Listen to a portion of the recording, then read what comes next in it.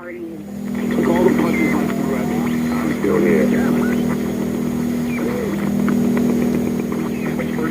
The negative impact of population growth is becoming appallingly evident. Heirs to an oil fortune join the divestment drive. In a highly symbolic gesture, the Rockefeller family will sell off its assets linked to fossil fuel companies. A slump in global oil prices has Saudi Arabia rethinking its near total dependence on oil revenue. We should be focusing on it, and we should be curbing our appetite for carbon-intensive products and services. But the problem is, it's got a lot of room for debate. Obviously, the Rockefellers are making this move as an environmental one, but also from an investment standpoint, this also makes plenty of business sense. You can't simply carry on business the way you're doing it now. There is a price to carbon in their future. What do you see as the biggest challenges in conservation? The growing human population.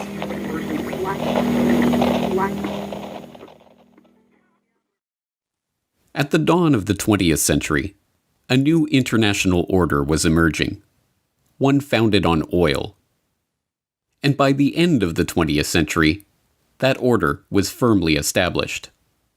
Heating, transportation, industrial power, plastic manufacturing, pharmaceuticals. There is no facet of modern life that is not, one way or another, dependent on oil. But the rulers of this oligarchy, the Rockefellers at Standard Oil, the British royals at BP, the Dutch royals and the Rothschilds at Royal Dutch Shell, were not content with mere financial domination. The power that came with their near-total monopoly on the world's most important commodity was enormous, and they had no qualms about using that power to remake the world in their image. As we saw in How Big Oil Conquered the World, the impact of the oligarchs has been breathtaking. From the education system to the medical profession, from the Green Revolution to the Gene Revolution, from World War to the Gulf War, oil money has been used to shape every aspect of the world we live in. With the rise of the petrodollar in the 1970s, even the international monetary system itself rests on oil. But now, in the 21st century, it seems that the old order, the oil order, is finally coming to an end. We begin looking at a new milestone in the growing campaign for divestment from the gas, oil, and coal companies that are fueling climate change. May Bouvi, executive director of 350.org, made the announcement just before our broadcast today. Today we're announcing that as of today, total divestment commitments have passed the $3.4 trillion mark. That's $3.4 trillion of assets under management, now fossil-free. In the oil and gas sector, we recognize the contribution of our activities and products to greenhouse gas emissions, which is why the OGCI was set up. What began as a movement on US college campuses has reached the skyscrapers of high finance. Globally, nearly 200 institutions and thousands of individuals have moved a total of $50 billion in assets away from fossil fuels. If we take our money, put it into renewables like solar panels, the world could be such a better place.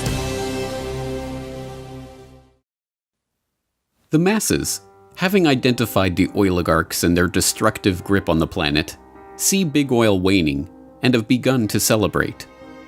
To them, the promise of a post-carbon future represents the end of the oligarchy. What many do not realize, however, is that the oil order was never about oil.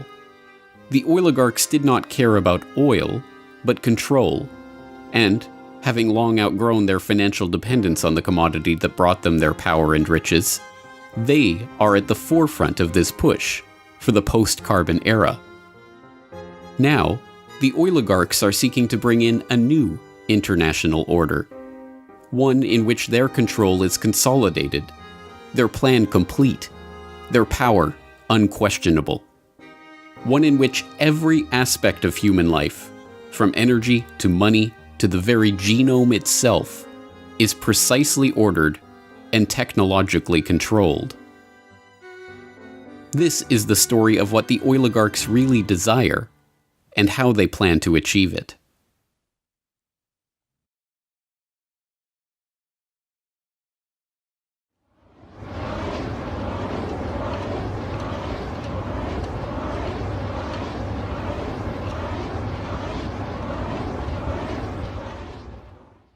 Dhaka, 1963. It's a day much like any other in Dhaka. The streets are crowded, dirty, squalid, smelly, and absolutely swarming with people. Lying in the streets, coiled in the gutters. Into that swarm of people steps a most unlikely figure. Wearing his drip-dry suit and hugging his briefcase, he sticks out from the crowd. Surveying the scene, he shakes his head ever so slightly before remarking, half to himself and half to his traveling companion, "Well, that's the problem, isn't it?" It's a scene that has played itself out many times. A Western tourist overwhelmed by the bustling crowds of the Indian subcontinent. But this was no mere tourist passing time on his holiday. This was John D. Rockefeller III, grandson of oil baron John D. Rockefeller. And, armed with the unimaginable wealth, power, and influence that his family name bestowed on him, he was on a mission to do something about the problem of overpopulation. Rockefeller approached that mission as a representative of the Population Council, a group that he himself had founded in 1952 to address the problem in Dhaka and elsewhere. On its surface, the Population Council was a straightforward organization with a straightforward task: to support medical and scientific research into the question of the growing human population. But the dark history of the council and its guiding philosophy reveal Rockefeller's true interest in this problem and its ultimate solution. John D. Rockefeller III, or JDR3 as he was known to the constellation of researchers, businessmen, politicians, diplomats, and royals in the orbit of the Rockefeller family, had decided early on how to make proper use of the formidable money and power at his disposal, by controlling the population of the planet. In 1934, the then 28-year-old JDR3 had written a letter to his father, John D. Rockefeller Jr., about the Rockefeller Foundation's research into birth control and related questions, declaring, "I have come pretty definitely to the conclusion that it is the field in which I will be interested, for the present at least, to concentrate my own giving." JDR3 was nothing if not a man of his word. After commissioning a Rockefeller Foundation fact-finding mission to Asia to report on the threat of the growing Third World population, he organized a conference of the top medical and demographic researchers of the era to discuss, as the very title of the meeting termed it, population problems. From that meeting emerged the idea for an organization, the Population Council, to guide the development of the burgeoning field of population and fertility research. JDR3 personally donated $1.35 million of his own money to found the council and provide its initial operating expenses. Like his father and grandfather before him, Rockefeller had learned to use philanthropy and largesse as a mask for his true intention: control. But that mask slipped when he penned a draft of the council's charter revealing the organization's true purpose. The council, according to JDR3, would promote research and apply existing knowledge to help develop such changes in the attitudes, habits, and environmental pressures affecting the life of human beings, so that within every social and economic grouping, parents who were above the average in intelligence, quality of personality, and affection will tend to have larger than average families. Thomas Perrin, the former Surgeon General of the United States and council co-founder, warned against including such a blunt admission in the council's mission statement. Such questions arise as the following, he warned. Who is to determine the parents who are above average in affection? Also, who would decide the persons having better than average personality? Frankly, the implications of this, while I know they were intended to have a eugenic implication, could readily be misunderstood as a Nazi master race philosophy. I have, therefore, recast this paragraph. The line was dropped from the final version of the charter. In truth, however, that sentence had not been written by JDR3 himself. Instead, it had been copied word for word from the back cover of Eugenical News, the central publication of the American eugenics movement. This was no mere accident. Frederick Osborne, one of the co-founders of the council and its first president after Rockefeller stepped down in 1957, was also the president of the American Eugenics Society. When the Population Council was founded, both Osborne and the American Eugenics Society he directed formally moved their operations into the council's New York office. with the Eugenics Society now taking its funding directly from Rockefeller's Population Council grant. The Population Council was the Eugenics Society under another name. Eugenics. This was the guiding vision of JDR3 and the Rockefeller family's philanthropy. A vision that cast the Rockefellers and their fellow oligarchs as superior families, fit by very virtue of their wealth and success to guide the course of world events. The power to determine who was fit to breed and who was too poor to pass on their genes. Eugenics is basically a movement among the elite to eradicate what they deem the inferior classes, and that's the inferior social classes, racial classes, ethnic classes, more or less everyone who isn't up to their standards. And after eradicating those classes, what they aim to do is genetically engineer themselves to such a high level that the remaining population that they permit to exist beneath them will never have the power to overthrow them, essentially, the end of history. So the term itself was coined by Galton, and it essentially means well-born. The idea is kind of a mix of a bunch of ideas that were circulating around the 1850s. So if you go back to, say, Mendel was studying hereditary characteristics in pea plants, and he was able to determine that certain characteristics were being passed on and that these things could be determined and essentially predicted. And also at the same time, now you have Spencer, who's talking about the survival of the fittest, with the same kind of idea, the same thread running through there, that there are genetic characteristics that exist that would make one species, one plant or animal more fit than another and more capable of surviving. Also, of course, you had Darwin's work at the time, Origin of Species, and kind of maps this process by which material is passed along and evolution results through this process. So Galton is essentially taking all of these ideas, and he was kind of known for observing and identifying patterns. And what he essentially did was started to come up with this concept, this idea that through studying human characteristics, they could, if they chose to, breed superior human beings. Obsessed with breeding and family heredity, the eugenicists believed that it was not merely physical characteristics like weight or height that were determined by one's family line, but social characteristics like intelligence or conscientiousness or even criminality. If you were poor, it's because you come from poor stock. If you're criminal, it's because your family line is criminal. And if you're a Rockefeller or a Rothschild or a royal, you are rich and successful because your family was destined for fortune and success. The pseudoscientific trappings of this 19th century eugenic philosophy may have been new, but in fact the idea is as old as human civilization itself.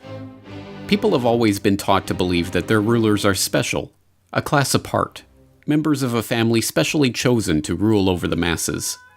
Whether literal descendants of the gods, like the pharaohs of Egypt or the emperors of Japan, or members of families specially chosen by God to reign over their kingdoms, like the monarchs of Europe, the right to rule over others was something passed down through family trees. The commoners, meanwhile, knew their place. Not being born of royal blood, they entered the world as serfs, worked the land for the benefit of the noble class, and, if they were lucky, had children of their own to repeat the cycle for another generation. But the breakdown of medieval feudalism gave rise to a newly wealthy merchant class. The development of the scientific method challenged centuries of religious dogma. The spread of Enlightenment philosophy led to the toppling of monarchs and the rise of democracy. and the Industrial Revolution paved the way for the rise of the robber barons and the creation of vast new family fortunes. By the late 19th century, as the oligarchs in America and Europe began to consolidate their wealth, a new justification for elite rule of society was needed. One that discarded with outdated appeals to supernatural order and seemed to rest on a bedrock of science.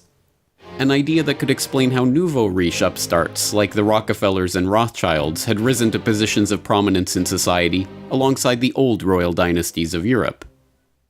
Eugenics fit the bill perfectly. The answer was in their genes.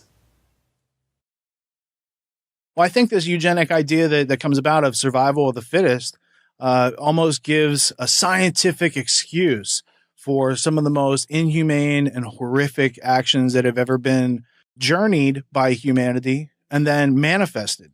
So the idea of controlling people through controlling reproduction and reproductive capability and access to mates and stuff like this is an idea that's thousands of years old. So eugenics, when it came around, in a strong form in the late 1800s, where you've got people like the Darwins, the Wedgwoods, and the Huxleys, specifically T.H. Huxley, Thomas H. Huxley was known as Darwin's bulldog. So these ideas of eugenics really take on, a new life of their own at the end of the 1800s, and coming into the 1900s, these ideas were embraced by the same families that were these robber barons that were being funded by the Rothschild banking network. Also the Fabian Socialist Society, which again had a lot of the same movers and shakers as these people who were higher ups in the British Empire. So when it reared its head in the 1920s and 30s and these forced sterilization campaigns, whereas, if they felt that you had a low IQ or that you had some congenital disease that would be passed on, that you didn't have the right to marry and have children.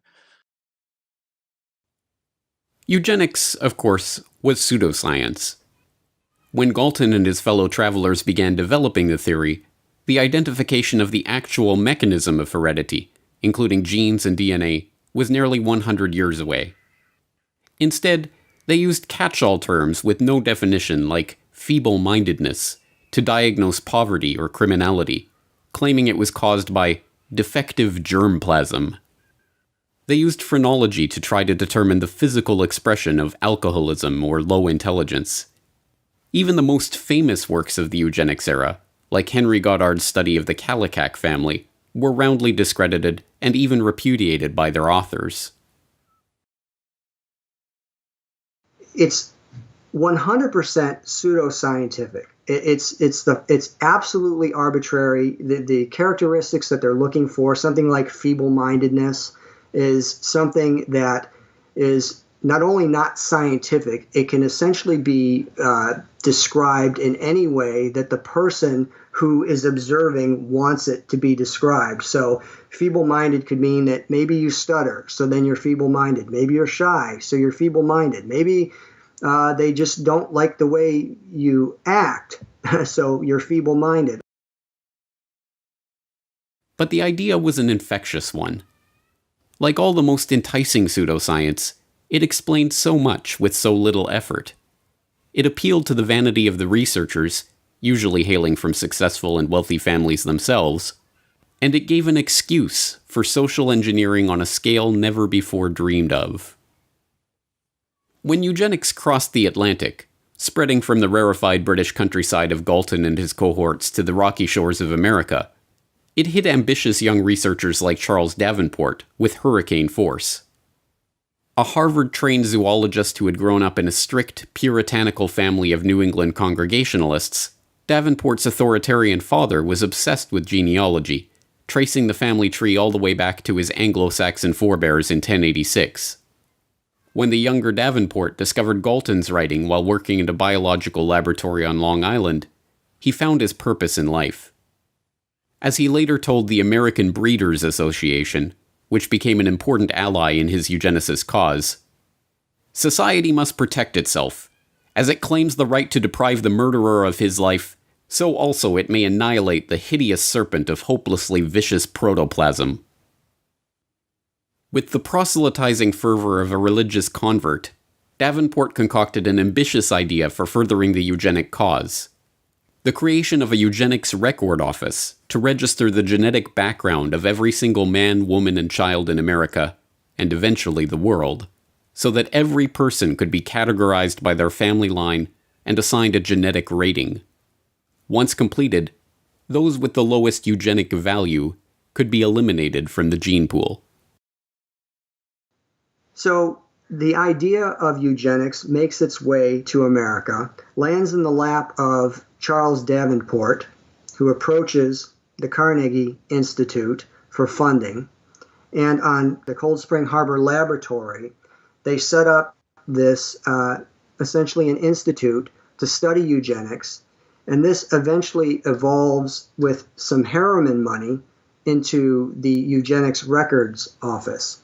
So between this initial institute that's set up at Cold Spring Harbor and then the Eugenics Record Office, which is also added to that, you're talking about millions and millions and millions of dollars of funding that's put forward to go out and investigate and find the inferior germplasm. Basically, that's how it's often described. The Rockefeller Foundation's initial contribution to the Eugenics Record Office, a mere $21,650, was a small sum, but it came with clear benefits. Not only the institutional infrastructure and the personnel of the foundation and the prestige of the Rockefeller name itself, but the promise of increased support as the work advanced. And as always, the Rockefellers were true to their word. Rockefeller Foundation researchers like William Welch, the founding director of the Rockefeller Institute for Medical Research, sat on the ERO's board and helped direct its activities. The Rockefellers also provided funds for specific research, like a $10,000 grant to survey New York's Nassau County for the eugenically unfit. And it created sister organizations like the Bureau of Social Hygiene, which cross-pollinated research and researchers with Davenport's own laboratory. John D. Rockefeller Jr. especially showed an interest in Davenport's work right from the start. They kept up a regular correspondence on a number of eugenics issues. In January 1912, when a plan to institutionalize mentally deficient female convicts to stop them from having children was floated, the young Rockefeller heir wrote to Davenport for his thoughts on the scheme. For his part, Jr. declared that, "This plan seems to me an immensely important one. It points out a scientific way of escape from the evils which our courts are intended to correct, but in reality only increase." After Davenport responded that the plan would only work if it included a eugenical screening of the convicts, Jr. contributed $200,000 to found just such an institute. The Institute of Criminology in New York was administered by Rockefeller's own Bureau of Social Hygiene and staffed by workers trained at the Eugenics Record Office. Fueled by the support of America's rich and powerful, the field of eugenics transformed from the quaint hobby horse of a few mad scientists into the social cause of an entire generation. Economists, politicians, authors, activists. By the 1920s, everyone who was anyone was extolling the need to eradicate the germplasm of the lower stock. Marie Stopes, the celebrated family planning pioneer who founded Britain's first birth control clinic in North London in 1921, railed against hordes of defectives, calling for the compulsory sterilization of those she deemed unfit for parenthood. Tommy Douglas, now venerated as a hero in Canada for his role in founding the nation's healthcare system, submitted a master's thesis to McMaster University advocating that subnormals, defectives, and morons, like those with low IQ or physical abnormalities, be isolated on a state farm or in a colony where decisions could be made for them by a competent supervisor, and called on the government to certify mental and physical fitness to stop the unfit from breeding.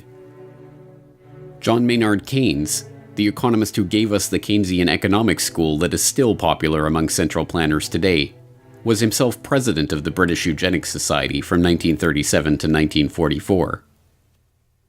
Alexander Graham Bell is still revered as the inventor of the telephone, but was in fact an early supporter of Charles Davenport and a founding member of the Eugenic Records Office Board of Scientific Directors.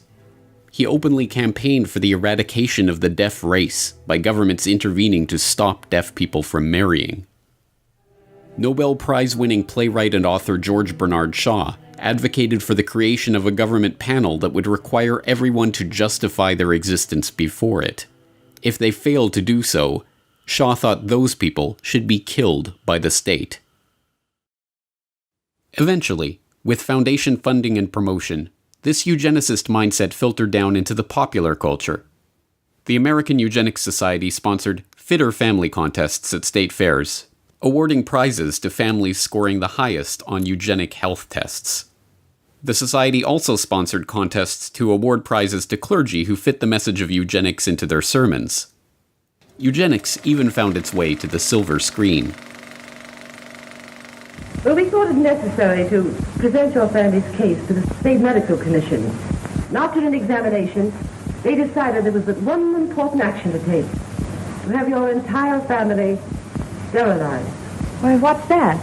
I don't know what you're talking about. Well, we investigated your family's history, Alice. And those of the past 3 generations have been feeble-minded, congenital cripples, or habitual drunkards. Instead of improving, each generation is more of a problem. Now, in this state, we have a law which provides for such people to have an operation so there won't be any more children. I see. But merely popularizing their ideas was not the goal of the eugenicists. They wanted action. And in this case, that meant concrete steps towards eliminating the defective germplasm from the human population. Government-sanctioned murder of those deemed unfit was always one option on the table. And it wasn't just playwrights like Bernard Shaw advocating for government death panels. Eugenicists of all stripes discussed and debated the idea of murdering degenerates as the quickest way of achieving their goals. Mistaken regard for what are believed to be divine laws and a sentimental belief in the sanctity of human life tend to prevent both the elimination of defective infants and the sterilization of such adults as are themselves of no value to the community. The laws of nature require the obliteration of the unfit, and human life is valuable only when it is of use to the community or race. Madison Grant, Director of the American Eugenics Society, 1915. But mainstream eugenicists realized that this approach was not possible in the political and judicial climate of the day.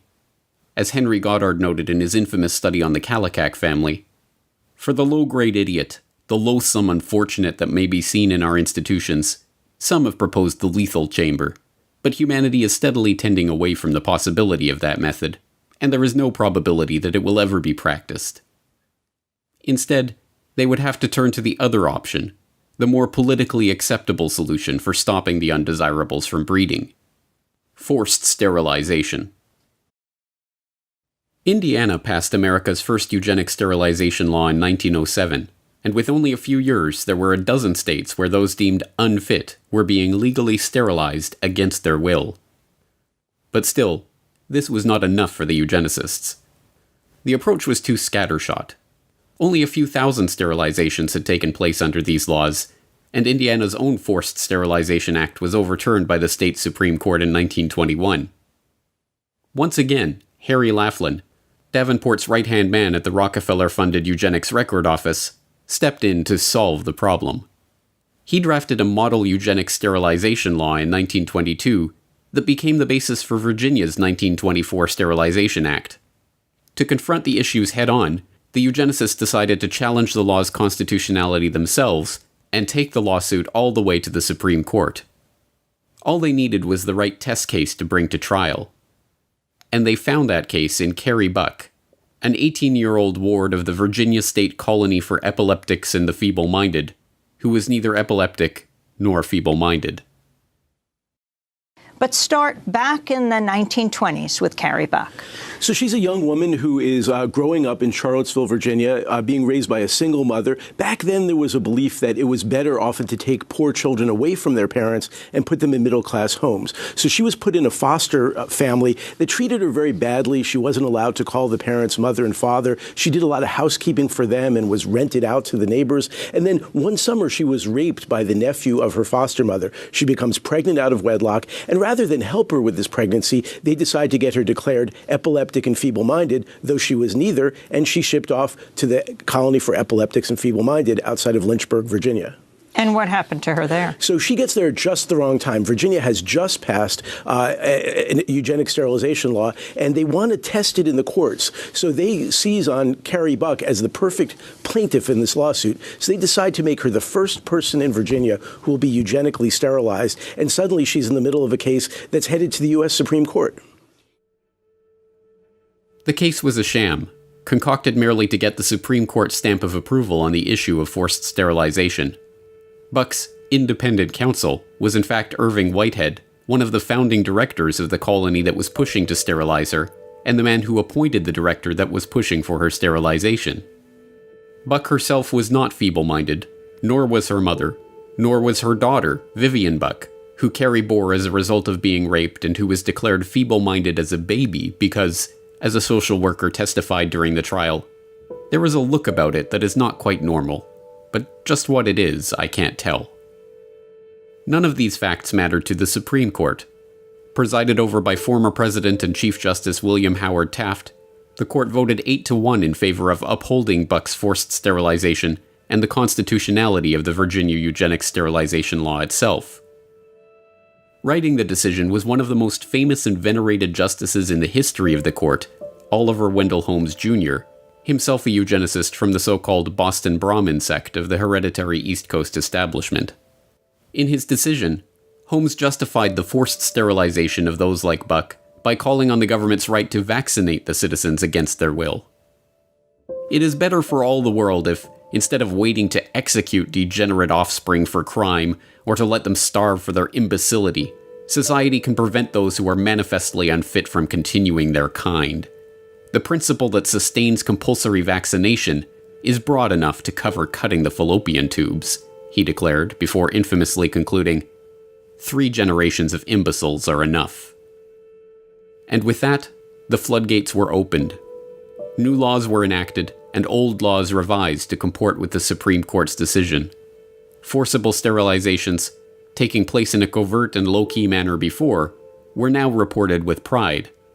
A few thousand individuals sterilized against their will became tens of thousands. The eugenics era, brought into being by the immense fortune of the Rockefellers and their ilk, had arrived. And with the aid of a very dramatic push by the Rockefellers, it was about to go international. Beginning in November 1922 and increasing throughout the 1920s, the Rockefeller Foundation began a series of grants and fellowships to German scientists. Equivalent to millions of dollars in today's money, these fellowships transformed the German scientific establishment, devastated in the wake of World War I. The Foundation's money found its way into the coffers of the Kaiser Wilhelm Institutes, a series of scientific organizations that included an institute for psychiatry and an institute for anthropology, human heredity, and eugenics. One of the main beneficiaries of this Rockefeller largesse was Ernst Rudin, a head researcher at the Kaiser Wilhelm Institute for Psychiatry and a key architect of Germany's eugenics program under the Third Reich. Rudin co-edited the official rules and commentary on the law for the prevention of defective progeny, which was passed on July 14, 1933, less than 6 months after Hitler was appointed interim chancellor by President Paul von Hindenburg. The law, like the Virginia law that the Supreme Court upheld and led to the sterilization of Carrie Buck and tens of thousands of other Americans, was modeled on Harry Laughlin's model eugenics sterilization legislation. It formed genetic health courts, which could mandate sterilization of defectives in 8 different categories: the feeble-minded, schizophrenics, manic depressives, sufferers of Huntington's chorea, epileptics, those with hereditary deformities, the blind, and the deaf. Alcoholics, a 9th category, were to be optionally added to the list, with a caution against inclusion of ordinary drunkards. By the end of the year, 62,400 Germans were found unfit to breed and sterilized against their will. By 1945, that number had reached 400,000. In the 1940s, that eugenics program was to expand into euthanasia under the Action T4 program, resulting in over 70,000 children, senior citizens, and psychiatric patients being murdered by the Nazi regime. As the dust settled on World War II, the name of eugenics became synonymous with the Nazis in the minds of the general public. The eugenicists, outraged, knew that their work could not continue any longer under the name of eugenics. But that didn't mean that it couldn't continue. So after World War II, you don't hear about it anymore as eugenics. What you hear is molecular biology and these sorts of colloquial terms that were developed by the Rockefeller Foundation, which was one of the families primarily in America that was helping to fund it in America, in Britain, in Germany, who also funded Hitler during that time. So there's a lot of overlaps between the people who were actually out there funding genocide and the people who had ideas about culling the population and population control and sterilizing people. And these ideas go on and permeate society to this day.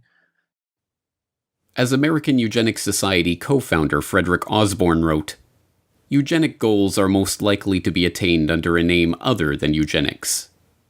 Thus, he moved the American Eugenics Society into the offices of John D. Rockefeller III's Population Council, becoming president in 1957. The Rockefellers and their fellow oligarchs had for generations felt themselves to be stewards of the planet, protecting it from the rising tide of the genetically inferior. They were not about to give up that quest. They would simply have to package it under a different name.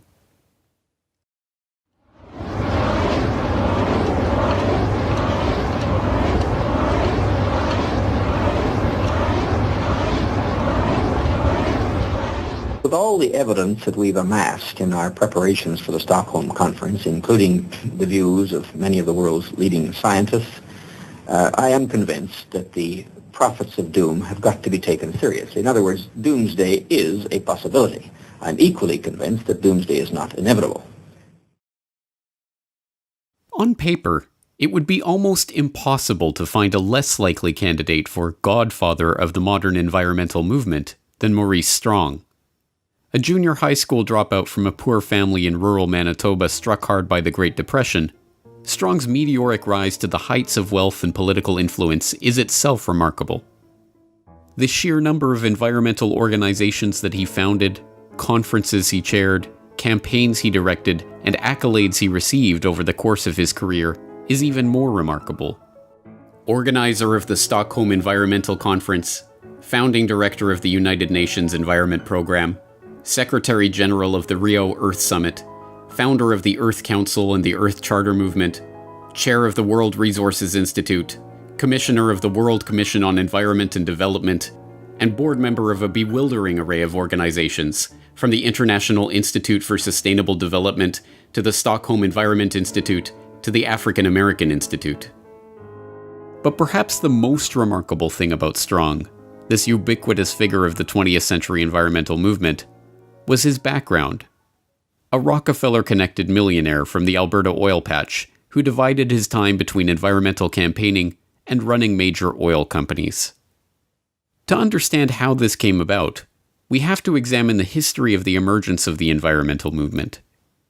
In the post-war period, the desire to control the population put on a new mask, protecting the world from resource depletion, pollution, and ecological catastrophe. And, as always, the Rockefeller family was there to provide the funding and organizational support to steer this burgeoning movement toward their own ends. President Nixon and the United States Congress established the Commission on Population Growth and the American Future. The chairman of this unique commission is John D. Rockefeller III. It was a very broad-ranging mandate. Nobody's had one of this character before. And just from that, this question of quality of life just emerged as the seemingly key issue. But the main finding was that stabilization of some kind is clearly desirable for the country. Yes, we said that it is recognized that population cannot continue to grow indefinitely. Nobody questions that. And we said from our findings, we felt that now the nation should welcome and plan for a stabilized population.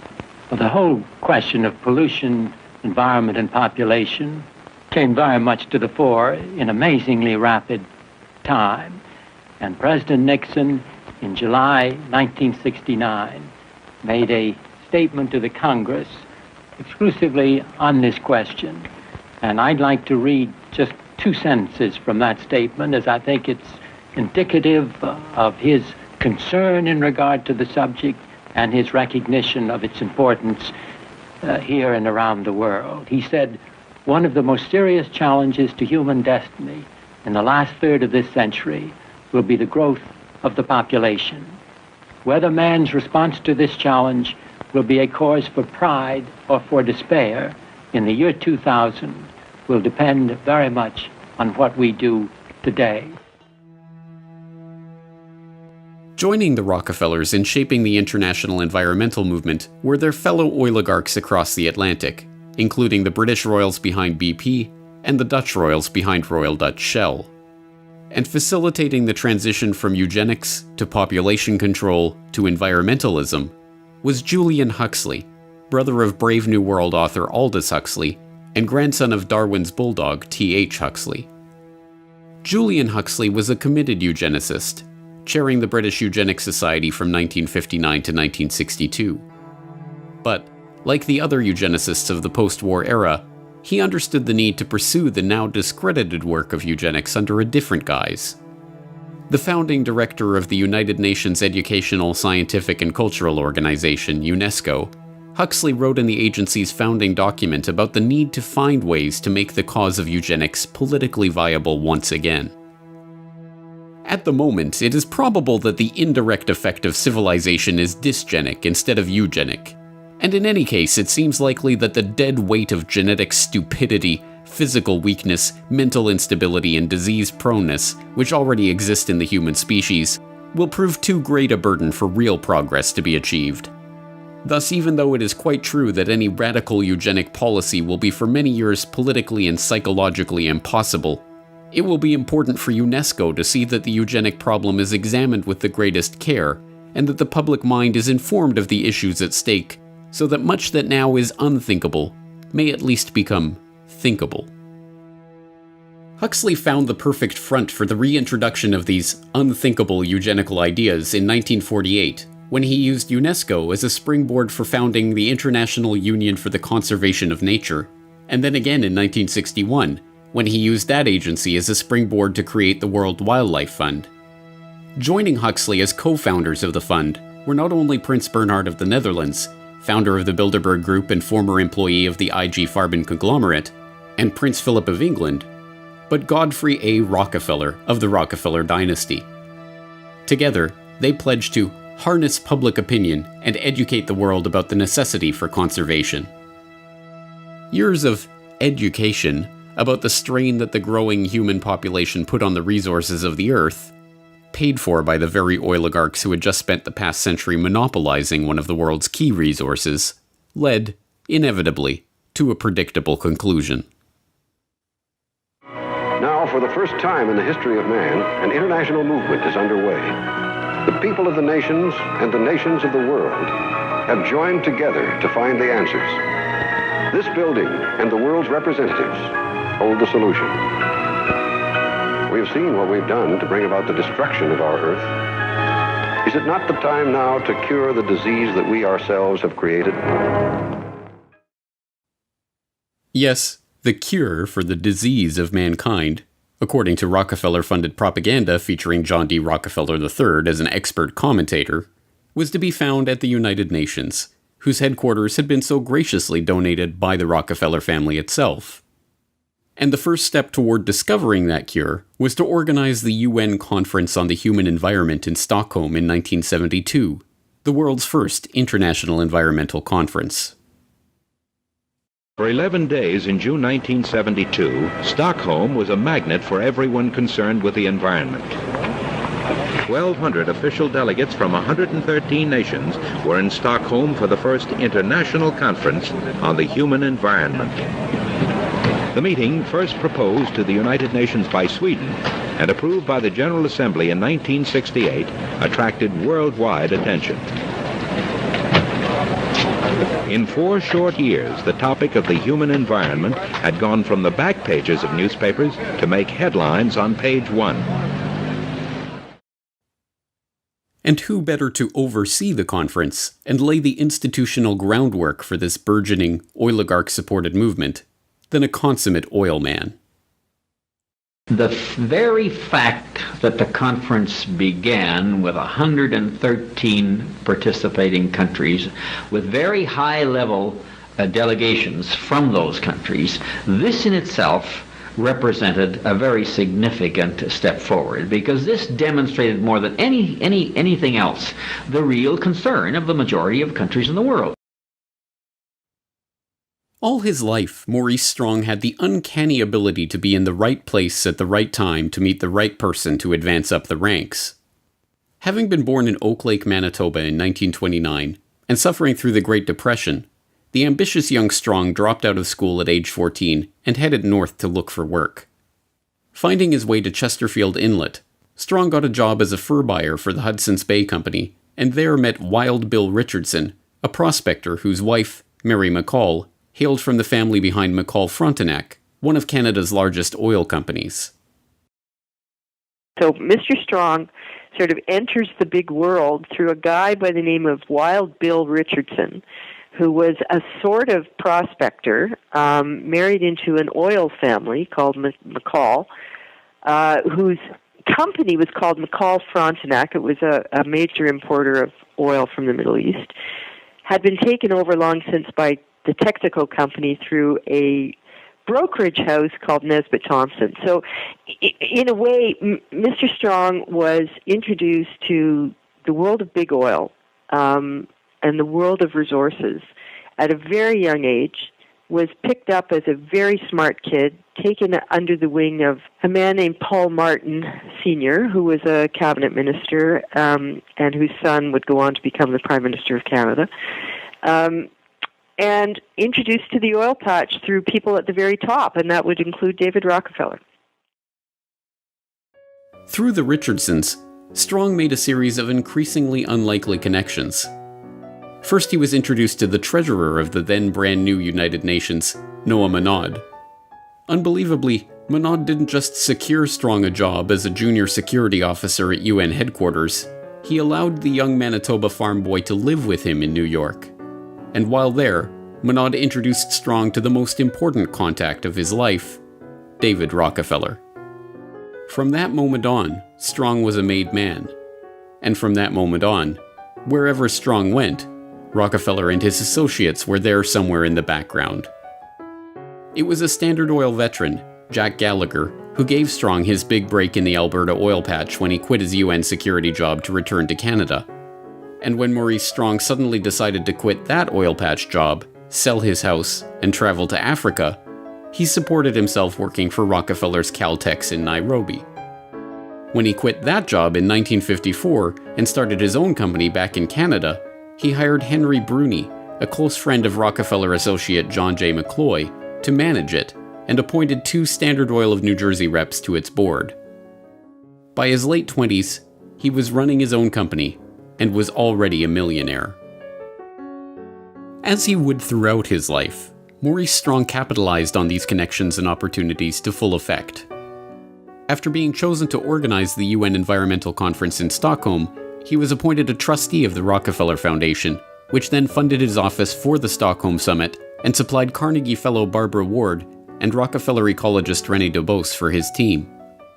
Strong commissioned them to write Only One Earth, a foundational text in the sustainable development arena that is heavily touted by globalists as a key document for promoting the global management of resources. The 1972 Stockholm Summit is still hailed as a landmark moment in the history of the modern environmental movement, leading not only to the first governmentally administered environmental action plans in Europe, but the creation of an entirely new UN bureaucracy, the United Nations Environment Programme, UNEP. Naturally, the UN appointed Maurice Strong as UNEP's first director. Shortly thereafter, Strong continued his double life by jumping straight back into the oil patch. Eastern Canada was hit particularly hard by the OPEC oil embargo, and as a result, then Prime Minister Pierre Trudeau created Petro-Canada, Canada's national oil company. And who did he tap as the company's first president? None other than that crusading Rockefeller-backed environmentalist, Maurice Strong. Leaving that post in 1978, Strong continued with a scarcely believable series of governmental, private sector, and international appointments, from chairman of the Canada Development Investment Corporation to chairman of AZL Resources Incorporated to leading the UN's famine relief program in Africa. In 1987, Strong helped to organize another environmental conference, much less known but no less remarkable than the Stockholm Summit. Dubbed the Fourth World Wilderness Congress, the meeting took place in Denver, Colorado, and brought together Strong, David Rockefeller, Edmund de Rothschild, then Treasury Secretary James Baker, and a gaggle of other oligarchs, bankers, Washington power players, and globalists, ostensibly to talk about the environment. What they actually discussed was altogether more incredible. I suggest, therefore, that this be solved not through a democratic process. That would take too long and devour far too much of the funds to educate the cannon fodder, unfortunately, which populates the earth. We have to take almost an elitist program that we can see beyond our swollen bellies and look to the future in time frames and in results which are not easily understood or which can be, with intellectual honesty, be reduced down to some kind of simplistic definition. Those were the words of David Lang, a banker from Montreal who spoke during the conference. And to Lang, the Rockefellers, the Rothschilds, and the other bankers and oligarchs assembled at the meeting, the general population are cannon fodder that unfortunately populates the earth. This candid admission, a perfect encapsulation of the eugenical ideas at the heart of the global conservation movement funded into existence by the oligarchs themselves, was caught on tape by George Hunt, a businessman in Boulder, Colorado, who had volunteered to help the conference as a concerned citizen and came away horrified by what he had witnessed there. He released his own recordings of the proceedings in the early 1990s to warn the public about this group and its ultimate aims. Hunt's recording captured the moment when Maurice Strong introduced Baron Edmund de Rothschild, whose father's cousin had sold the Rothschilds' Azerbaijani oil fields to Royal Dutch Shell in 1911, as a pioneer of the environmental movement and a founder of the concept of conservation banking. One of the most important initiatives that is open here for your consideration is that of the conservation banking program. As we mentioned this morning, we have as our chairman, fortunately, the person who really is the source of this very significant concept. He is one of the trustees of the International Wilderness Foundation, which sponsored this meeting. He was at the first of these congresses. So his conversion to the relationship between conservation and economic development has been a pioneering one. So there is no better person. He epitomizes in his own life that positive synthesis between environment, conservation on the one hand, and economics on the other. And I'm just delighted to have this opportunity of introducing to you Edmund de Rothschild.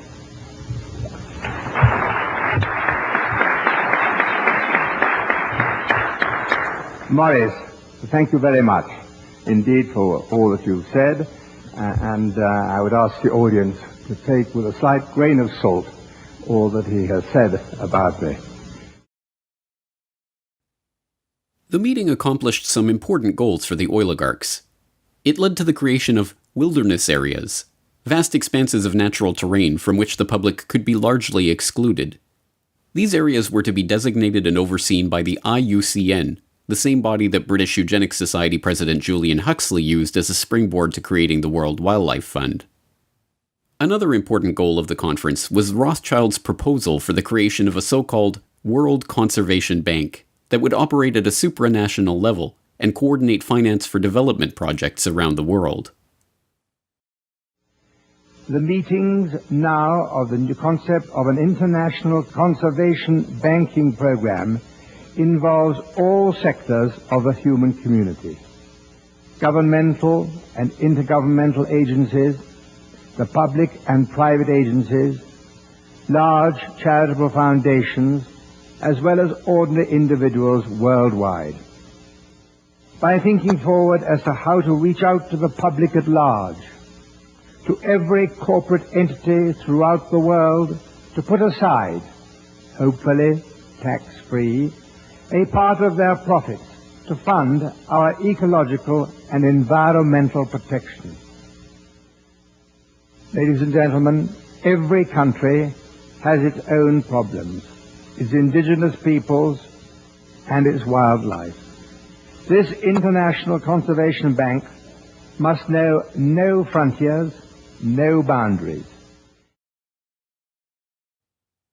This World Conservation Bank was forwarded and eventually realized at Maurice Strong's next major conference, the one which was to serve as the crowning achievement of his unlikely career as environmental crusader, and which still remains one of the touchstones of the environmental movement, the 1992 Earth Summit in Rio de Janeiro. In June 1992, the world met in Rio to discuss the fate of planet Earth. In this largest summit and very first Earth Summit ever held, representatives from 166 countries, 130 heads of state, and 15,000 non-governmental organizations came together with the hopes of deciding specific agreements that would balance environmental preservation with economic needs. And my gratitude to Secretary General Maurice Strong for his tireless work in bringing this Earth Summit together. This is truly an historic gathering. There are those who say that economic growth and environmental protection cannot be compatible. The world is our garden, and together we must cultivate it. This week at Rio, we have made a start. Beyond Rio, we must continue to carry it through. We cannot be complacent unless the agreements reached here are accompanied by real commitments to significant change. Change, of course, indeed, for the human species. In my view, Your Excellencies, we simply are headed for a moment in the 21st century where the condition of our species may become terminal. As useful as the Fourth World Wilderness Congress had been in advancing the agenda of Maurice Strong and the oligarchs, that was only setting the stage for the Earth Summit in Rio. At the Earth Summit, Edmund de Rothschild got his World Conservation Bank. Dubbed the Global Environment Facility and launched at the summit itself, it serves as the funding mechanism for 5 different UN conventions and provides billions of dollars worth of financing to environmental and development projects around the world. Its 18 implementing partners include the Rockefeller-funded Food and Agricultural Organization, the Huxley-founded International Union for the Conservation of Nature, the Maurice Strong-created United Nations Environment Program, and the Prince Bernhard, Prince Philip, Godfrey Rockefeller-founded World Wildlife Fund. One of the Global Environment Facility's specialties are debt-for-nature swaps, where third world countries are given debt relief in return for opening their land up for environmental development projects. The projects come with transaction costs of up to 5%, paid to the contractors who manage and direct the investments, not the locals, who, like the Aborigines of Palawan Island, are kicked off their land and effectively wiped off the face of the map. The Earth Summit also gave rise to the United Nations Framework Convention on Climate Change, the body to which the Intergovernmental Panel on Climate Change delivers its reports. Generally thought to be neutral, non-governmental bodies relying only on science and evidence, the UNFCCC and the IPCC are handcuffed by the terms that Strong set out for them to deliver only one conclusion: that humanity is to blame for climate change. When they set up the Intergovernmental Panel on Climate Change, Maurice Strong, who we should talk a lot about, he wrote the terms of reference. And the first term of reference was the definition of climate change. And he limited it deliberately to only human causes of climate change. And of course, that effectively eliminated all the natural causes, natural variability, which is why you see them not looking at things like the sun and a whole bunch of other issues. And of course, he then limited it even further in another term of reference that he set it up into 3 working groups. There was the technical group, working group 1, which wrote the science report. And that was 600 of the 2,500 people. The other 1,900 were in working groups 2 and 3. Now, they were inconsequential because they had to accept the findings of Working Group 1, which were already limited by their terms of reference. So whatever their finding was, Working Groups 2 and 3 then said, okay, you telling us it's going to warm, we accept that as fact. We now look at the implications of that. And that's where you hear all these stories about, oh, the ice is going to melt, the sea level is going to rise. So really, the majority of the report by 1,900 scientists is accepting without question the finding of the first group. Now, Strong, it really restricted it even more because they came out and said, look, this report is not to be used for policy. But then they set up the summary for policymakers, the absolute contradiction of that. And the summary for policymakers is written by a completely separate group. And then they write it independent of the science report. They write science reports finished and set aside. The summary for policymakers is written and given out to the media. But the rules, the terms of reference that Strong wrote said that the summary for policymakers goes back to the science report people and says, make sure your science report agrees with what we've put in the summary. Another product of the Earth Summit in Rio was the Earth Charter, a quasi-religious document that Mikhail Gorbachev, who helped draft the text along with Maurice Strong, referred to as a replacement for the Ten Commandments, and which sought to usher in an era of Gaia worship and global responsibility, declaring that fundamental changes are needed in our values, institutions, and ways of living. The document then counsels that we must create a world of shared responsibility to the Earth community, before concluding, in order to build a sustainable global community, the nations of the world must renew their commitment to the United Nations, fulfill their obligations under existing international agreements, and support the implementation of Earth Charter principles with an international, legally binding instrument on environment and development. Well, the Earth Charter was one of the byproducts, ultimately, of the first Earth Summit. I published the Earth Charter in the appendix of my book, Technocracy Rising, the Trojan Horse of Global Transformation, just so people could see this with their own eyes, what it says. It was a document that was like a compact with the world. It was a very religious, humanistic document that tried to unify the world into a single concept of globalization. And it was a very defined document that was signed off. The history goes back before that, but it was finally signed off by I don't know how many, just almost all the nations at the United Nations. And the primary author of the Earth Charter was Stephen Rockefeller. And so the Rockefellers understood early on that, no, it's not just the economic system, and it's not just necessarily the political control system. We also have to factor in a religious belief that we can use to get people to believe what we're doing is for their good. What the oligarchs had been working toward for decades, and what they achieved in Rio in 1992, was the completion of the transformation of the eugenics philosophy, from talk of sterilization of the feeble-minded to a popular understanding of humanity as a cancer that must be removed for the Earth to live. Now, the duty was to reduce carbon footprints and reduce the population in the name of saving the planet. But wrapped in this new vocabulary, and coming with a trendy, pervasive, and well-funded advertising campaign, the end result sounded remarkably similar to the eugenics of old. A new study from Lund University in Sweden says the single best way to cut your carbon footprint, assuming you want to, is simply to refuse to reproduce.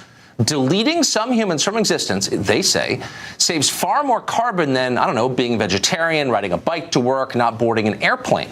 There is a study that says, well, actually, if we reduced global fertility by half a child per woman, that you could maybe do that. It would go a long way, but it would reduce like a big chunk, a fifth to a quarter of all carbon emissions needed to avoid that tipping point.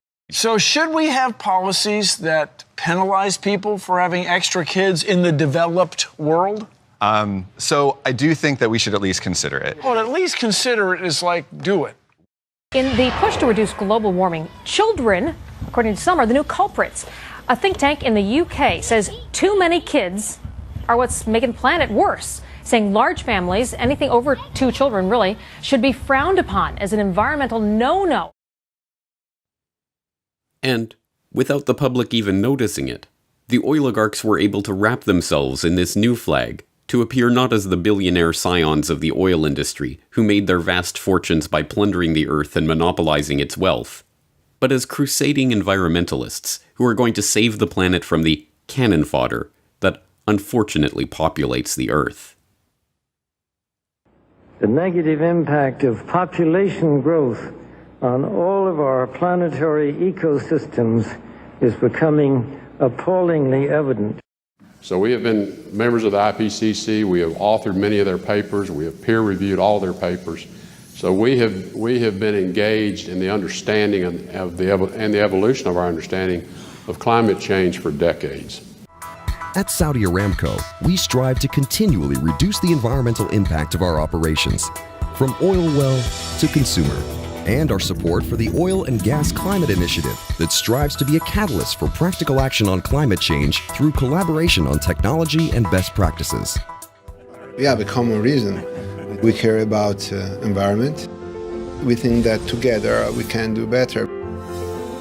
We have the competencies, we have the strength, we have the tools to do good things in this field. Technology that will be developed through this investment fund of $1 billion will help us in the long term to reduce emissions. We want to build an ecosystem of innovation on this issue, working together. Putting our forces together, we can bring pragmatic and concrete solutions. And even today, the masses, outraged over the carnage that big oil has wrought, are content to have that outrage directed by the very oligarchs they seek to oppose. The same oligarchs who are quietly funding and supporting their environmental movement from behind the scenes, and even leading it from the front. The Rockefeller family made headlines by divesting from oil completely in 2016. The Rockefellers, heir to an oil fortune that made the family name a symbol of American wealth, believe they're doing their namesake proud by getting out of oil. Fund director Stephen Hines spoke reverently of oil tycoon John D. Rockefeller in a statement. "We are quite convinced that if he were alive today, as an astute businessman looking out to the future, he would be moving out of fossil fuels and investing in clean, renewable energy." David Rothschild is one of the photogenic leading lights of the environmental movement. Dubbed Plastic Jesus for his publicity stunts and photo opportunities masquerading as a concerned environmentalist, David Rothschild, a scion of the billionaire banking family that added to its fortune with its Azerbaijani oil field holdings and still invests in oil through ventures like Genie Energy, now spends his time lecturing the public about how their lifestyles are killing the polar bears.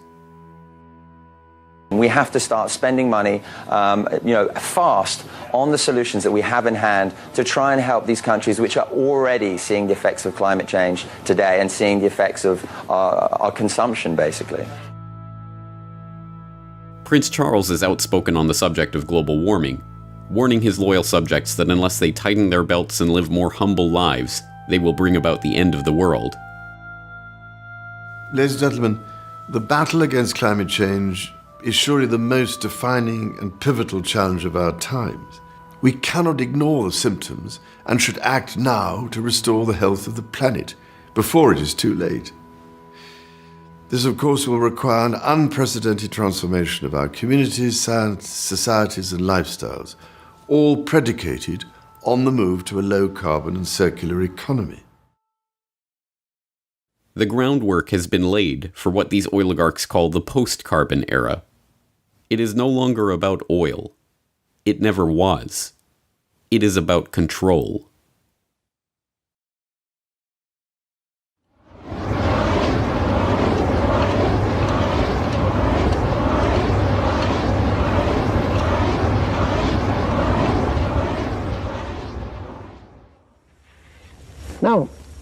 this complete cycle for the world, to give you a time scale on that, bear in mind that started in 1857.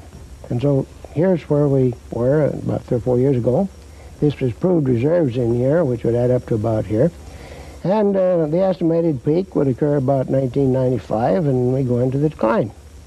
That middle 80% again is a spread from the 60s, the late 60s, up till a little over beyond 2020, or it's computed out here about 56 years. That assumes an orderly evolution. That says that a child born, say, within the last 10 years will probably see the world consume most of its oil if he lives a normal life. In his lifetime. Today, Marion King Hubbert is best known as the Shell oil researcher who gained notoriety in the 1950s for predicting that the U.S. would achieve its peak production of petroleum by 1970, and that almost all of the planet's oil supplies would be exhausted by 2020. This peak oil theory, still sometimes referred to as Hubbert's peak, was, like everything else generated by big oil, a conveniently crafted lie, designed to habituate the market to artificial scarcity and thus keep oil prices high. Hubbert's prediction was not based on any empirical data from any oil field, but instead relied on Hubbert's incorrect guesses about remaining oil reserves and employed a heuristic tool to model production. As Hubbert's protege and colleague at Shell Oil, Kenneth DeFaze, conceded years later, the numerical methods that Hubbert used to make his prediction are not crystal clear. Today, 44 years later, my guess is that Hubbert, like everyone else, reached his conclusion first, and then searched for raw data and methods to support his conclusion. Shortly before his death in 1989, Hubbert himself admitted that when he showed his peak oil paper to Shell's managing director before presenting it to his colleagues, the director had told him not to go overboard with his estimates of oil reserves, pointing specifically to L.G. Weeks, a rival geophysicist who had estimated reserves to be much higher, and thus the impending threat of undersupply and the need for high oil prices to be much weaker. But although today Hubbert is remembered almost exclusively for his peak oil thesis, he was in fact involved in a much larger, lifelong project, helping to codify and incorporate a movement that, much like eugenics, was wildly popular nearly a century ago, fell out of favor in polite society, and yet continues today under other names. That movement was called technocracy.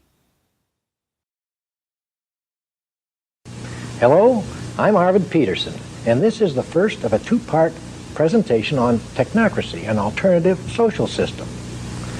These programs are not intended to entertain or amuse you, nor are they meant to scare you. We are making a new approach. It is not political, financial, philosophical, legal, religious, or moral. It is a technological approach. Technocracy is the scientific answer to America's social problems. And technocracy is a new design for social operation that is based upon science. It is the vehicle by which we can move into a new era for better living. Technocracy billed itself as a social movement, a philosophy, a scientific solution to political and economic problems, and a new way of ordering the world. But at base, it is an idea for a new international economic order, one to be designed and managed down to the most minute detail by a select few, the technocrats. Technocracy was defined very succinctly in 1938 by their own publication, the Technocrat magazine.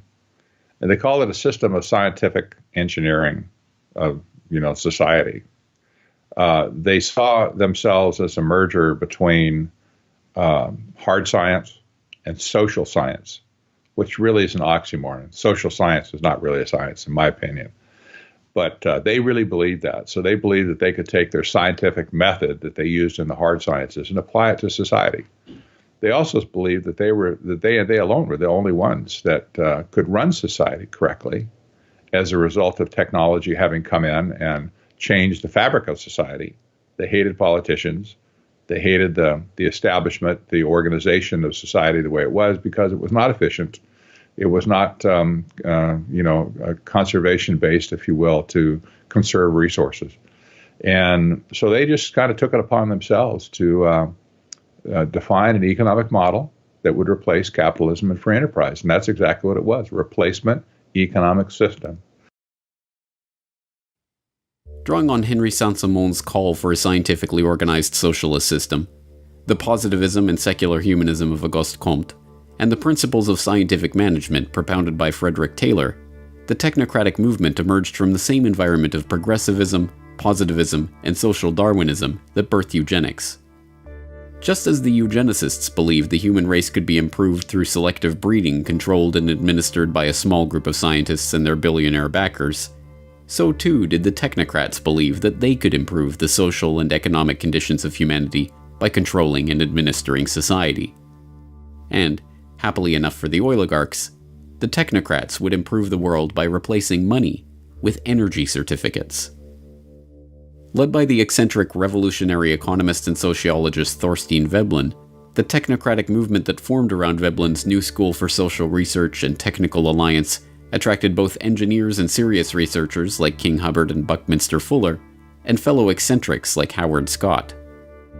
Scott, a mysterious man of uncertain background, established himself in New York City at the end of World War I and came to be seen as a bohemian engineer.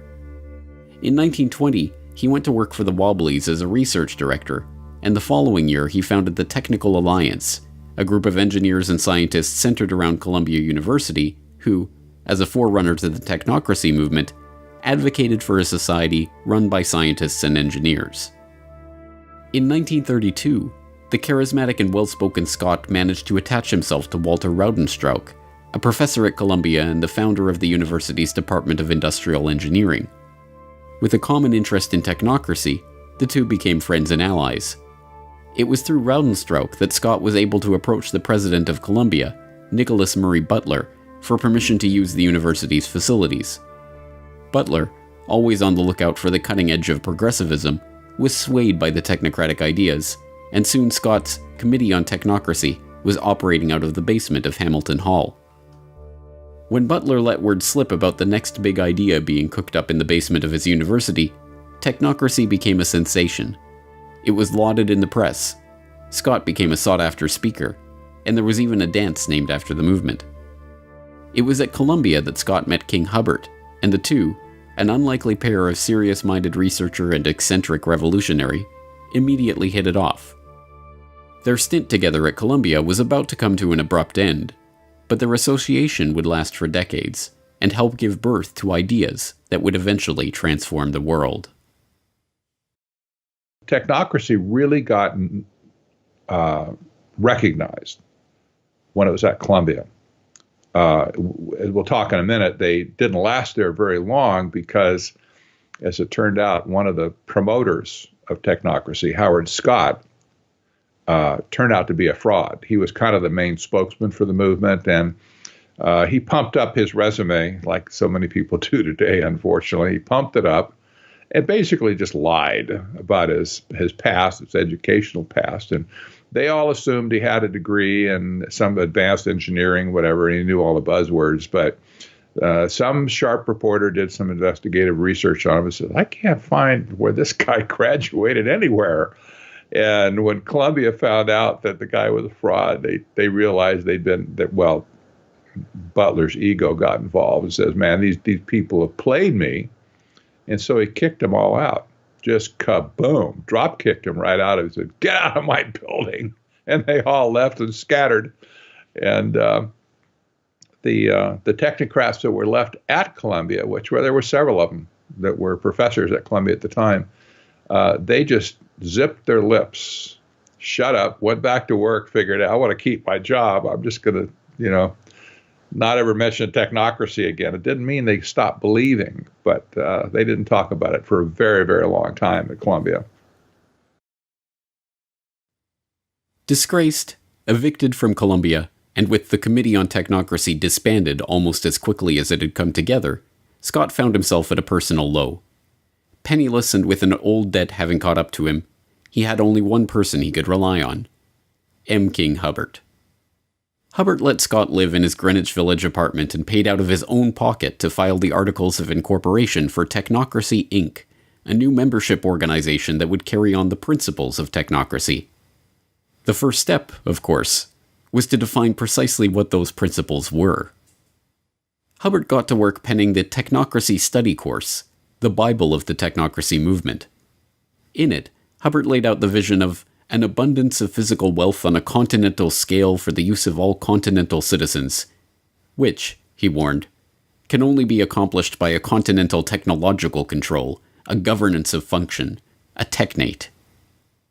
The technocratic system was to be structured around a new monetary paradigm, one based not on dollars and cents, but energy certificates representing the nation's net energy expenditure. These certificates would be denominated in joules and issued based on a net energy budget deemed appropriate by the technocratic state's governing scientists. Citizens would be issued an equal share of the nation's certificates and make their purchases with them, and the information about these purchases would be relayed back to the central planning body for analysis. By this method, the technocrats could, in the words of one proponent, create a thermodynamically balanced load of production and consumption, thereby doing away with unemployment, debt, and social injustice. In the Technocracy Study Course, Hubbard, like a good technocrat, laid out the exact conditions that would need to be met for this vision to come to pass.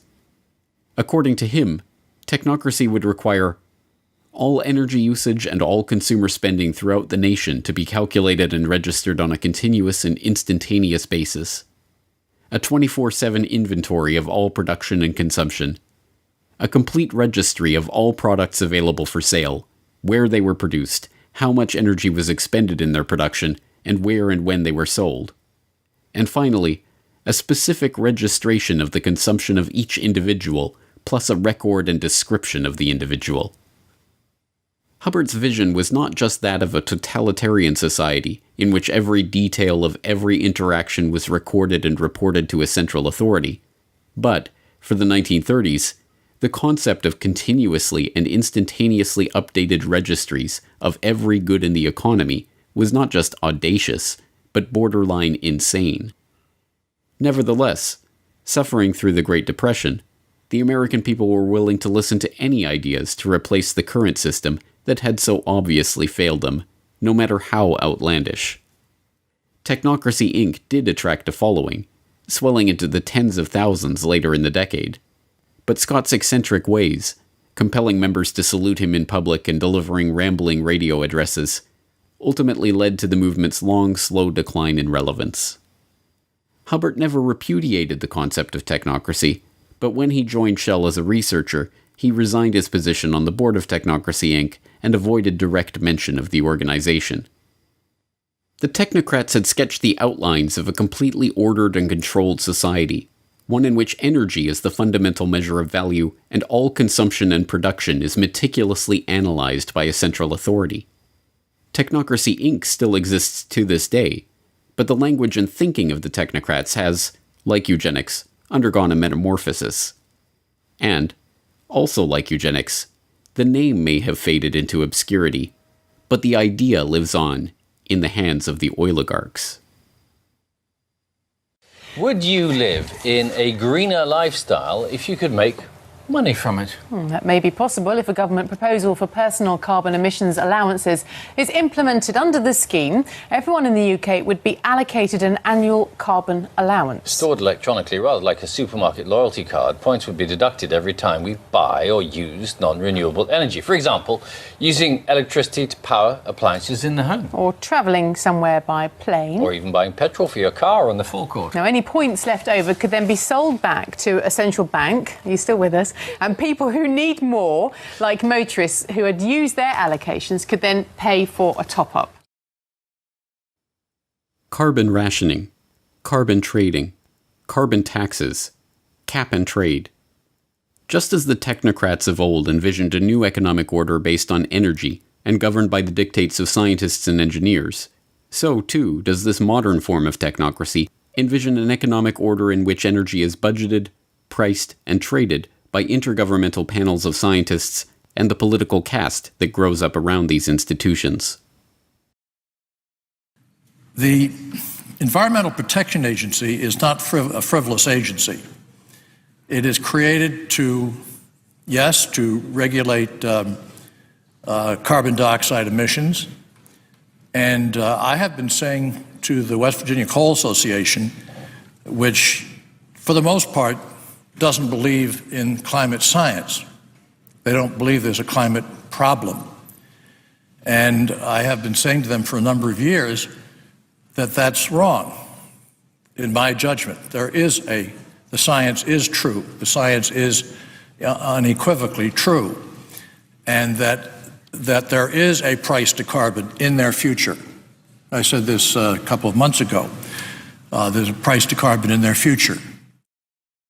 But I believe that the cap and trade approach is the essential first step, partly because it is the only basis upon which we can envision a truly global agreement, because it's very difficult to imagine a harmonized global tax. A carbon tax, or any other way of putting a carbon price, is actually, from an economic point of view, the most effective and efficient way to do this. Okay, you can regulate and you can do, all kinds of things, but nothing is as strong a market signal to the private sector as a carbon price, whether that be a carbon tax or whether it be a cap and trade, which is what California is doing, or any of the other measures that ultimately give you a carbon price. But that is the simplest, cleanest, most powerful signal. So if that's possible, I'm with you. These measures are sold to the public as a way of penalizing the big oil interests that have spent the last century monopolizing the world's key resources and plundering the earth in the pursuit of profit. What they do not understand, because it has been deliberately obscured, is that it is these very interests that have been instrumental in creating these schemes in the first place. It's my understanding that back in 1997, when you were vice president, Enron's CEO, Ken Lay, was involved in discussions with you at the White House about helping develop this type of policy, this trading scheme. And is that accurate? Is it inaccurate? It's been reported. I don't know, but I met with Ken Lay, as lots of people did, before anybody knew that he was a crook. Right, and clearly you can see why so many of us are concerned about this type of cap-and-trade energy tax that would be literally turning over this country's energy economy. I didn't know him well enough to call him Kenny Boy. Well, but you knew him well enough to help devise this trading scheme. In the early 1990s, Enron, the disgraced Texas-based energy trading company that turned out to be a complete fraud, spearheaded the EPA's $20 billion cap-and-trade program for sulfur dioxide, promptly becoming the largest trader in that market. As a follow-up, the company, led by Ken Lay, began lobbying the Clinton administration, and particularly Vice President Al Gore, to create a similar market for carbon dioxide, making lavish contributions to environmental groups like the Nature Conservancy, whose climate change project argued for restrictions on carbon emissions. Enron then hired Christopher Horner, a former staffer on Senator Joe Lieberman's Environment Committee, to lobby for an international treaty that would restrict emissions and allow for trading in emission rights. They were joined in this quest by Goldman Sachs, the infamous Wall Street investment bank known today for the revolving door between the firm and the U.S. Treasury, who helped establish the Chicago Climate Exchange as the first North American emissions trading platform. In 2004, Al Gore, who has spent the last 2 decades lobbying for the creation of a carbon trading market, founded Generation Investment Management, an investment management partnership that sells carbon offsets, with David Blood, the CEO of Goldman Sachs Asset Management, who stepped down from his position with Goldman to go into business with Gore. By the end of the decade, Gore was already being hailed as a candidate to become the world's first carbon billionaire. Gore himself is an oligarch. His father, Al Gore Sr., was a close friend of Armand Hammer, the oil tycoon behind Occidental Petroleum. After losing a Senate race in 1970, Gore's father went to work for Hammer at Occidental for $500,000 a year. Over the course of his career, Gore Sr. accumulated hundreds of thousands of dollars worth of Occidental stock, which fell into the hands of the executor of his estate at the time of his death, none other than his son, Al Gore. The Occidental connection does not end there. Discovering zinc ore on their Tennessee estate, Hammer bought the Gore's land and sold it back to them with a claim on the mining rights, complete with a $20,000 annual payment, which also went to Gore after his father's death. In 2013, Gore earned $100 million from the Qatari government on the sale of his current TV venture, and then was surprised when reporters were more interested in discussing his oil money than his new book on the global warming cause. But Gore's story is only an example of a larger phenomenon. In 2006, the United States Climate Action Partnership was formed to create a call for action to cut down on carbon emissions. It drafted the Blueprint for Legislative Action, which became the basis for the American Clean Energy and Security Act, seeking to create an emissions trading regime modeled on the European Union Emission Trading Scheme. And the members of the U.S. Climate Action Partnership? A who's who of the oligarchy, including BP, ConocoPhillips, and General Motors. Carbon taxes and carbon trading have proven to be a hard sell for an increasingly wary public, but with the Paris Agreement of 2015, the world saw the biggest step yet towards this technocratic future of energy control and carbon rationing. No surprise, then, that the summit itself was sponsored by and prominently supported by Big Oil. What's your position, and what message would you send to the president? Well, we have been clear in our support of the climate agreement in Paris. We were part of the Oil and Gas Climate Initiative, which is 10 of the big companies in the world who are working towards projects and technologies that are needed. I think we all want to know how the formula will work, but I think the concept of Paris needs to stay in everybody's mind on the issues of we've got to transition the world to a lower carbon forms of energy. I have no doubt it will happen. Yes, I think that what happened in Paris is very, very important. And Mr. Ban Ki-moon underlined that yesterday, that is important not only for the planet, not only for us citizens, not only for our children, it is important for the business. But using energy as the new metric of value for the post-carbon economy is just one element of the neo-technocratic vision.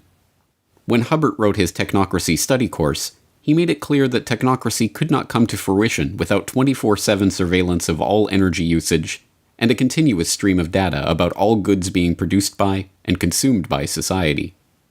But whereas in the 1930s such a system must have seemed like a delusional flight of fancy, today it is already being implemented. By now, you may have heard the term Internet of Things. Sounds interesting, but what does the Internet of Things actually mean? IoT is an evolution of mobile, home, and embedded applications that are being connected to the Internet, integrating greater compute capabilities and using data analytics to extract meaningful information. Billions of devices will be connected to the Internet, and soon, hundreds of billions of devices. As related devices connect with each other, they can become an intelligent system of systems. And when these intelligent devices and systems of systems share data over the cloud and analyze it, they can transform our businesses, our lives, and our world in countless ways. Why create a smart city? Well, smart cities are more responsive to citizens, and they help reduce environmental impact. They're more cost-effective and they're safer. Smart cities make people happier and more connected to their community. Cities are becoming increasingly instrumented. Sensors that enable the capture of all sorts of data are being integrated across city systems, providing critical information on city activity and operations. Sensors on a bridge transmit data on its physical condition. A camera on a freeway relays traffic flow, and digital meters record water and energy usage in real time. Mobile and social channels enable local governments and citizens to communicate with each other, creating yet another source of useful data. Advanced analytics can now readily identify trends and patterns within these massive amounts of data. Information can be integrated, gathered and shared via dashboards, visualizations, and alerts to facilitate understanding and collaboration across systems, agencies, and groups. This department store in Bundang has introduced a new way to shop. With its smart shopper system, customers pick up a small scanner and tag the item they want to buy. It eliminates the hassle of having to carry heavy items in a shopping basket, not to mention the hassle of having to get them home. After you pay for the items at an automated kiosk, the goods are delivered right to your home. Before, I had to wait in long lines at the checkout, but now I can use a smart shopper system to pay. It's really quite convenient. Aside from their convenience to shoppers, the system also helps stores gather data about their customers' shopping habits. The smart home communicates with the grid and enables consumers to manage their electricity usage.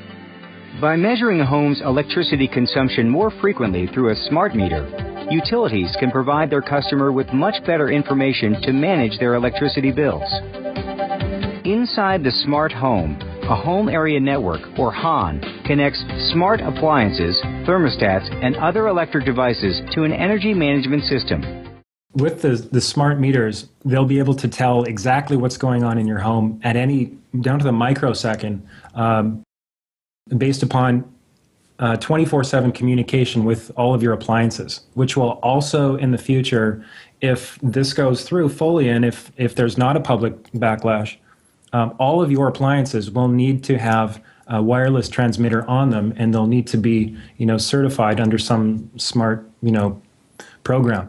So this means that not only, just stepping aside from one moment to the health issue, this means that not only is your smart meter emitting on average of 13,000 microwave pulses per day, but every one of your appliances is going to be doing the same thing because it will be needed to be communicating with the smart meter itself.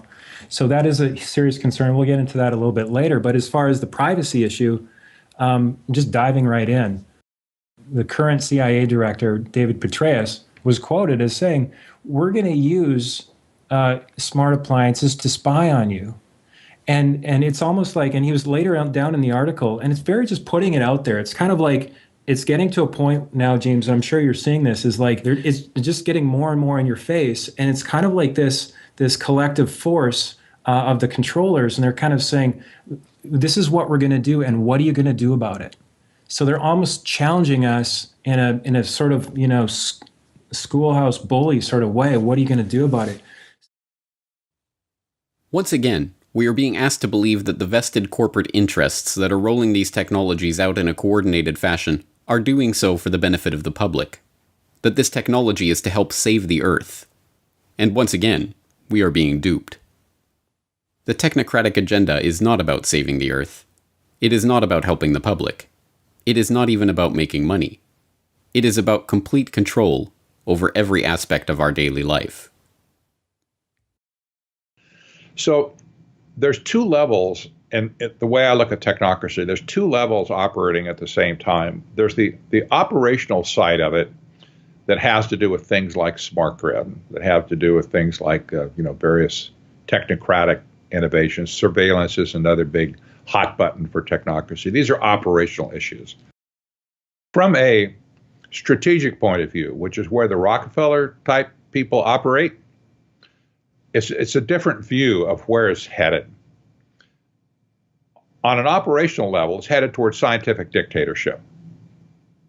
And you don't have to be a visionary to figure that one out, anymore. You don't. It's there. But on a strategic basis, what's happening is that there's a massive resource grab going on all over the planet.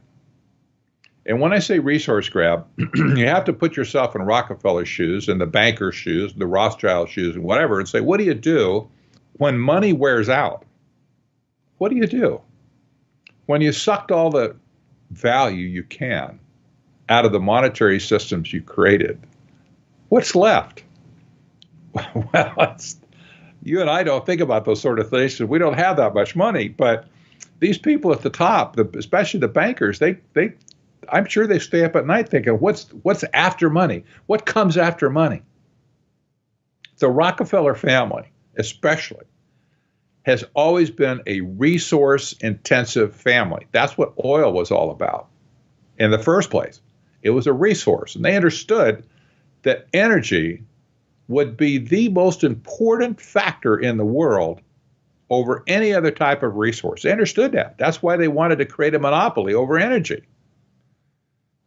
Well, today, as money has been sucked dry, The only thing left to do is to make a grab for the resources themselves. And that's what sustainable development is all about, is taking the resources of the world away from you and me, away from private companies that aren't part of the clique, if you will, and putting them into a global common trust that will be managed by them for their benefit. This is really nothing more than neo-feudalism, again, where the resources are owned by a few and everybody else gets to operate with those resources at their pleasure and discretion. The technocrats and the functionaries of this agenda, like Hubbard and his colleagues in Technocracy Inc., pioneered this idea because they believed that they, the technocrats and engineers, would be able to solve the world's problems. But the oligarchs and bankers who funded their ideas into existence did so because it would help them to become the rulers of a system so perfectly crafted that no resource, no commodity, no person would be beyond their control. And now, in the 21st century, that technocratic vision is coming into view. And it is being helped along by a public that believes the post-carbon future represents the end of the oligarchy. They couldn't be more wrong.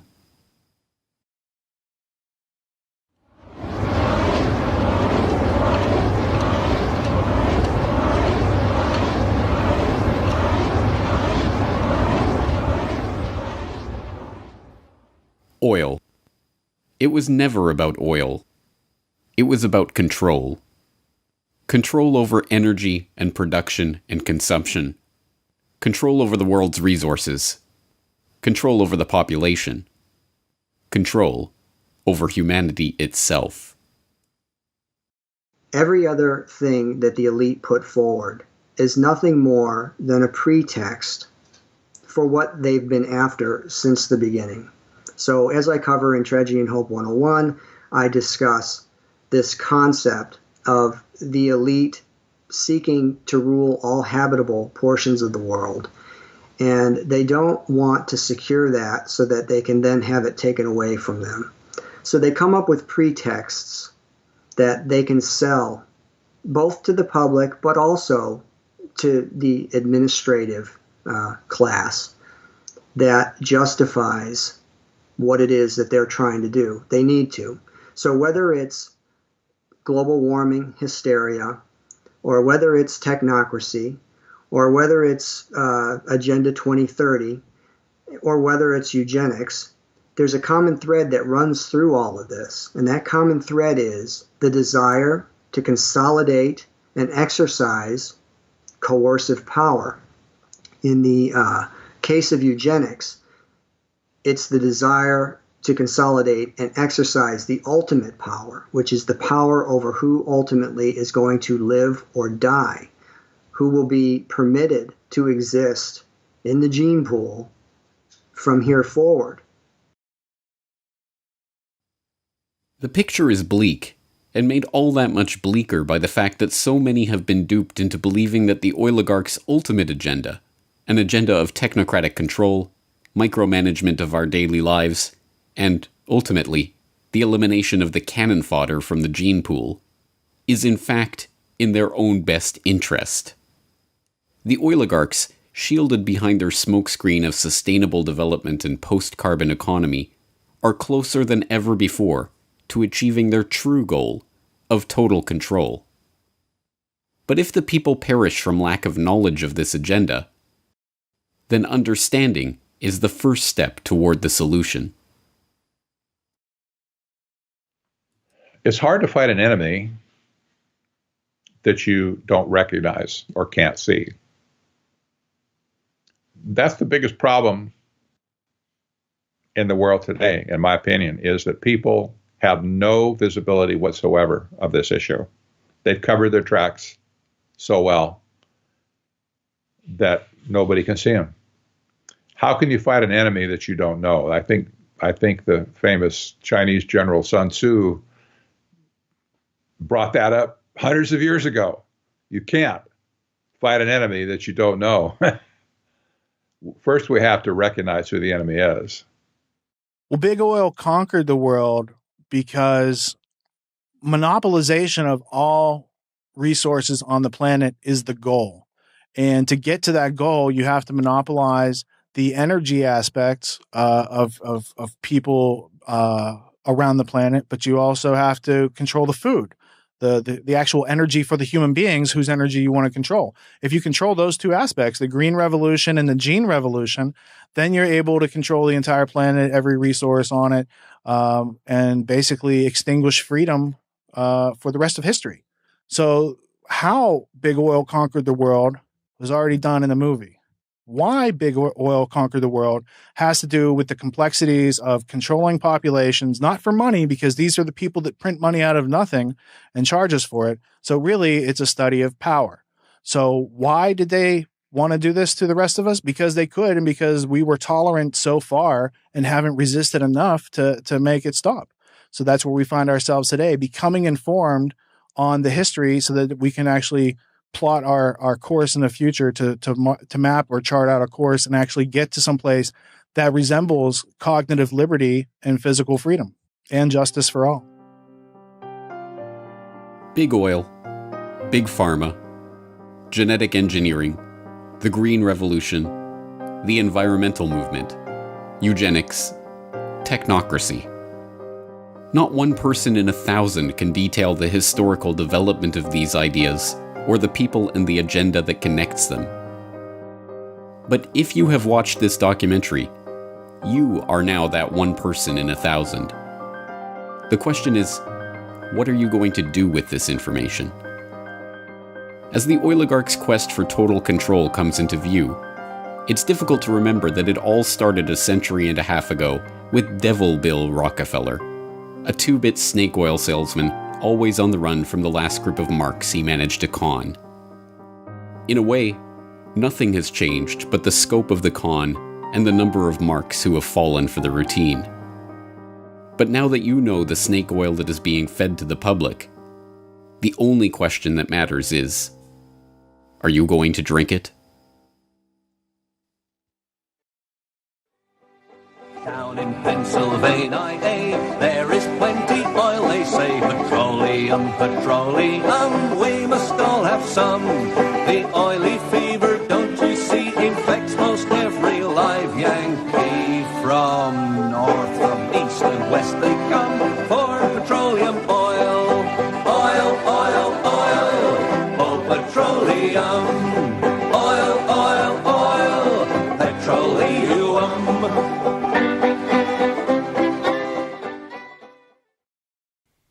Hello, this is James Corbett of CorbettReport.com, the writer, director, narrator, and creator of the documentary you've just been watching, Why Big Oil Conquered the World. And if you have just watched this documentary all the way through, as well as the previous documentary on how Big Oil conquered the world, then, as I say towards the end, you really are now better informed than the vast majority of the public on these issues and on the history of this picture that I'm trying to paint here. And the real question is, what are we going to do with this information? Well, the first thing I'd like to encourage you to do is to go to CorbettReport.com/bigoil. That is the destination where you will be able to find audio and video copies of the entire documentary, How Big Oil and Why Big Oil Conquered the World. All there for your free download and perusal, and as a handy link that you can share with others if and when you're ready to start sharing this information. But perhaps the most important part of CorbettReport.com/bigoil is the hyperlinked transcript. Everything that is said in this documentary, including sources to all the source documents from which this information came, is in that transcript. It is a very important tool for people to use when you are ready to start delving into this information in greater detail, because as much ground as I was able to cover in the 3 hours of this combined documentary, there's still so much more that needs to be said and so much more information that helps to color in this image that I've only sketched the broad outlines of here. And the transcript, along with the hyperlinks to source documentation, is a good way to start filling in the different pieces of this puzzle. But it doesn't end there, and I'm not going to end the story there, because there are I could have easily made several documentaries instead of just this one and trying to condense it all into one. There's so much more that needs to be said, and certain things that only appear in the documentary for 1 or 2 minutes can and should be developed into entire hour-long explorations. So that's exactly what I'm going to be doing in the coming weeks and months. I'm going to be further developing some of the ideas that are introduced here and some of the characters and history, and fleshing them out in podcast episodes on CorbettReport.com, where we'll explore these issues in much greater detail. So please stay tuned for that. And as I say, once you've started getting into this research and looking at some of the source documents, and you are familiar with this material and you want to share it with others, then CorbettReport.com/bigoil is the place to go and the place to send people to for that exploration. Other ways that you can help with this work, rather than simply spreading the information, which is the first and foremost and most important thing, but also I will be doing interviews on this subject and on this documentary. So if you have a favorite radio program or podcast or whatever it is that you listen to or enjoy, and you'd like to hear me on there being interviewed about this, please do send your suggestions into those various hosts to have me on, and that would be appreciated. The other thing you can do is to get physical hard copies of this, because there are people out there who don't trust anything they see on the internet. But if it's on a physical disc, they'll be more receptive to it. Well, that's fine. And other people just want a physical hard copy of it. Well, you can purchase a physical hard copy of the documentary, both How Big Oil Conquered the World and Why Big Oil Conquered the World. They're available in a 2-DVD set that is now available from CorbettReport.com for $20 US. That includes shipping and handling anywhere in the world. It's 2 discs. It's the 3-hour documentary in complete form here.